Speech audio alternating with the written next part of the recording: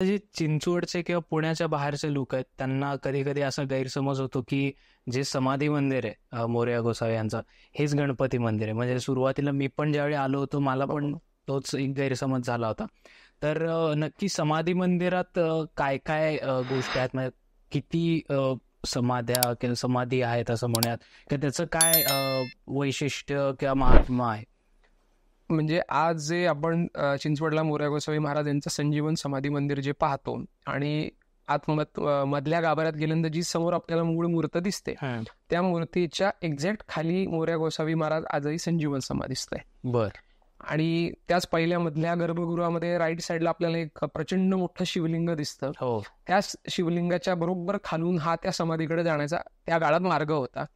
पूर्वीच्या काळात आपली देवळं तोडली जायची वगैरे ह्याच्यानं त्यावेळेला ती शिवलिंग त्या ठिकाणी बसवलं गेलं.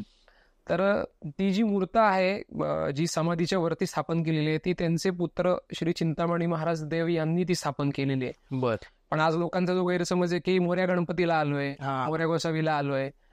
तर सोप्या भाषेत सांगायचं जसं माऊली ज्ञानेश्वर महाराज यांनी आळंदीला जशी संजीवन समाधी घेतली त्याचप्रमाणे काही फरक नाही, सेम टू सेम जी समाधी आहे मोरया गोसावी महाराजांनी चिंचवडला पवनेच्या तीरी घेतलेली आहे. बर. दोघांची जर तुम्ही समाधीची स्थळं पाहिलीत तर इंद्रायणी देखील ही उत्तर दक्षिण वाहते, पवना देखील समाधीच्या स्थळाला उत्तर दक्षिण वाहते.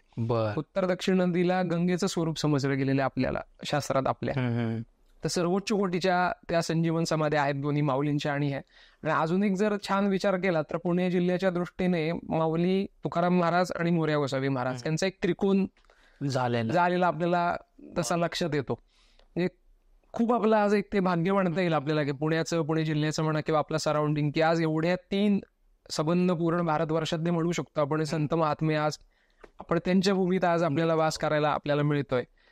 तर पूर्ण जी सभोवतालची जी देवळं आहेत तिथे आज परंपरा अशी आहे की पदावर असलेल्या व्यक्तींचा म्हणजे मोरया गोसावी महाराजांपासून पुढ्या 7 पिढ्या अंश अवताराने गणेश वास करतील असं थेऊरच्या चिंतामणीने वरदान दिलेलं होतं. बर. त्याप्रमाणे तिथे ज्या समाध्या तुम्हाला दिसतील त्या पूर्ण 7 सप्तपुरुषांच्या समाध्या आहेत. बर. म्हणजे ज्या वेळेला पदावरच्या व्यक्तीचा देहांत झाला त्याच्यानंतर तिथे त्या व्यक्तीला अग्नी दिला गेला आणि मग तिथे ते गणपती स्थापन झाले. बर. अशा सभोवतालची सर्व ती मंदिरं एकत्रित तिथे झालेली आहेत. बर. त्याच्यानंतर जे पहिले सत्पुरुष मोरया गोसावी महाराजांनंतरचे गादीवरचे होते त्यांचा मुलगा श्री चिंतामणी महाराज देव, तिथे तुम्ही जर फिरून प्रदक्षिणा मारून आला तर आडवी अशी झोपलेली एक मूर्ती दिसते. ओके. ती झोपलेली मूर्ती काही लोकांना मारुती वगैरे वाटतात वगैरे, तर ती मारुती वगैरे नसून चिंतामणी महाराजांना देखील मोरयांप्रमाणे संजीवन समाधी घेण्याची इच्छा होती. ओके. ती त्यांनी बोलून दाखवली, पण मोरयांनी सांगितलं की माझं अवतार कार्य वेगळं आहे, तुझं अवतार कार्य वेगळं आहे.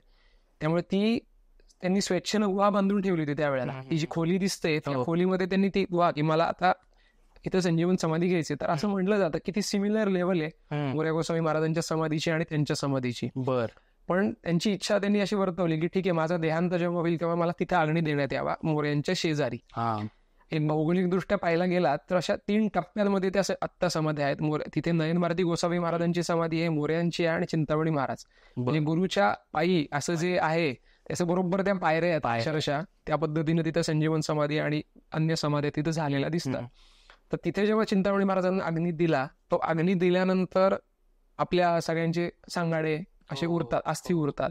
तर त्या ठिकाणी प्रचंड प्रमाणात ती शिळा उमटलेली त्या काळात. अच्छा. ती शिळा तशीच आजही आपल्याला पाहायला मिळते. बर. तिथे भगवान गणेश स्वरूपाच्या रूपात ती पूर्ण शिळा उमटलेली दिसते. आणि सभोवतालची जेवढी मंदिरं आहेत ती अन्य त्यांचे सगळे पुढचे ज्या पिढ्या होत गेल्या त्यांची सर्व मंदिरं आहेत ते.